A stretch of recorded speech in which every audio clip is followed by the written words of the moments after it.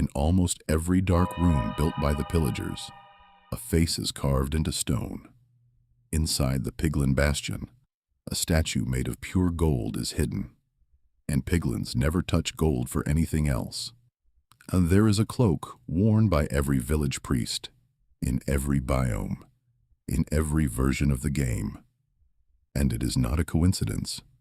Minecraft never explicitly says that its civilizations have religion, but if you know where to look, in the pattern on the priest's cloak, in the empty rooms of the woodland mansion, in the carvings at the bottom of the ancient city, the evidence is everywhere.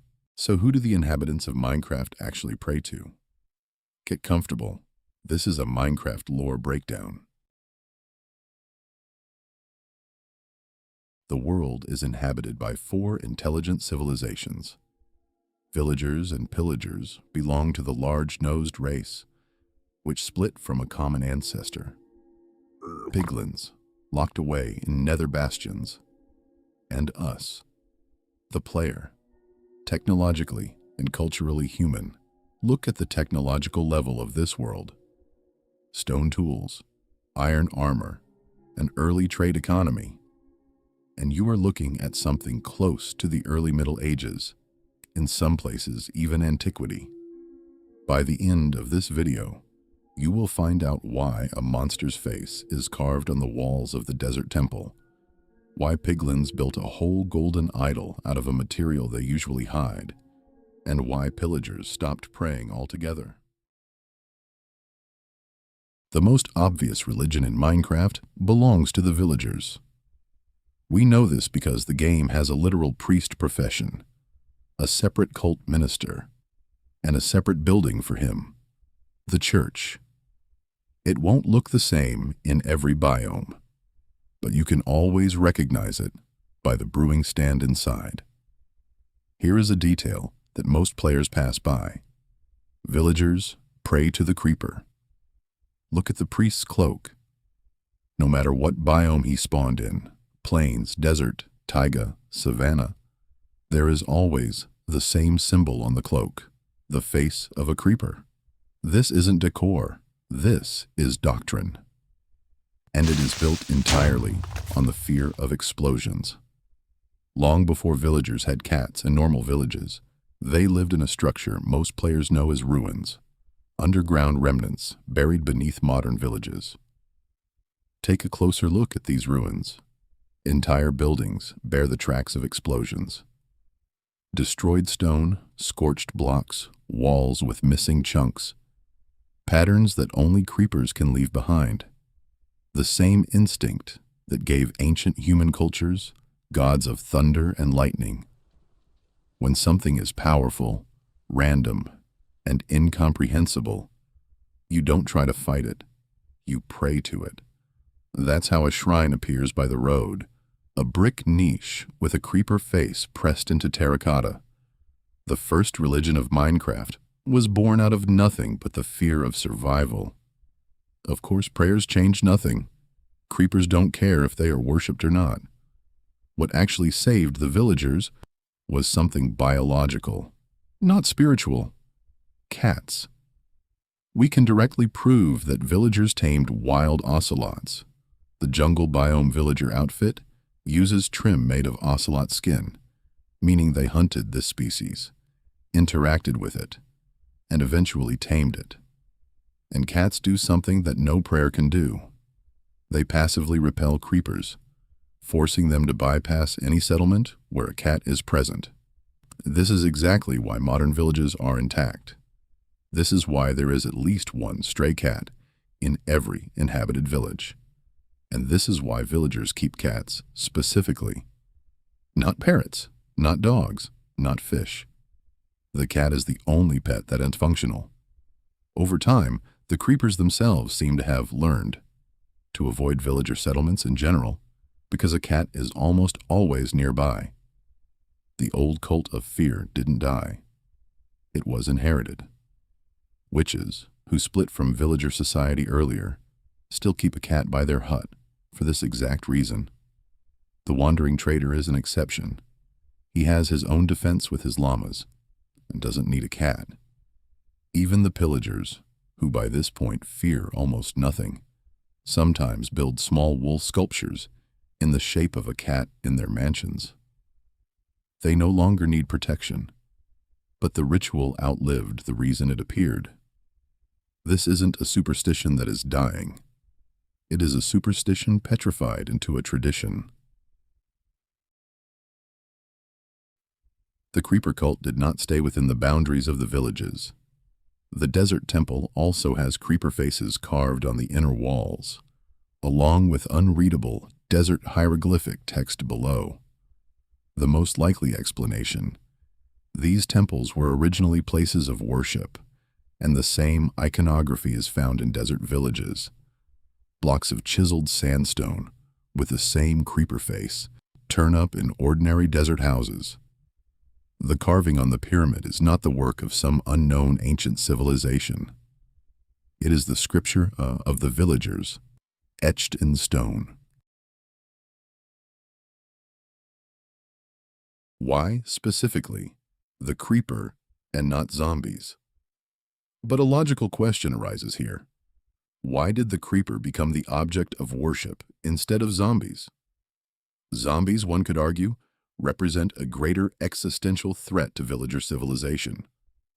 An active, ongoing infection capable of turning a villager into a monster and, judging by everything, almost completely wiping out humanity. But nowhere in the religious architecture of the villages is there zombie iconography. The likely answer is psychological, not statistical. The zombie is understandable. He is slow, predictable. You can see him coming, and you can sit him out behind a single door. The creeper is silent, fast, and explodes without warning, even during one bad encounter. Ancient and historical religions almost never deify a threat that can be dealt with. They deify the one that kills randomly. Gods of storms, not gods of the common cold. Villager theology is a fear response calibrated exactly like real folklore. Pray to what you cannot predict.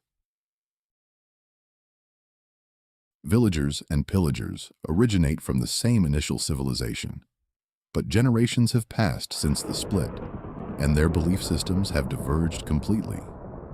Locked away in mansions, deprived of sunlight so much that their skin turned visibly pale and gray, the pillagers eventually lost the creeper religion entirely.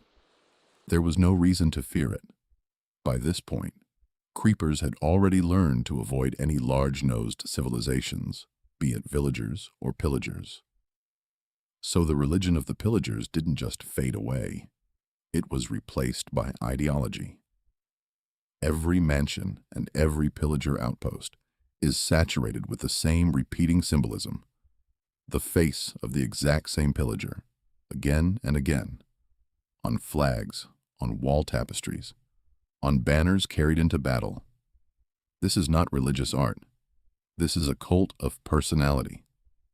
Deep inside every mansion, there is a dark, intentionally empty room built around a statue. A pillager holding a torch, as if pointing the right way forward for the entire faction. Inside this statue, a block of lapis lazuli every single time, in every mansion. This is not accidental. This is a deliberate symbolic weight built right into the structure. And since the statue is identical in every instance of the mansion, the conclusion suggests itself that this is the same figure, revered, or at least immortalized, as a kind of founder. Someone who, at a critical moment, showed the fractured pillager faction the path to conquest and led them forward. These statue rooms are huge and empty. No warehouses, no sleeping places, no function. Such valuable space is not wasted by accident.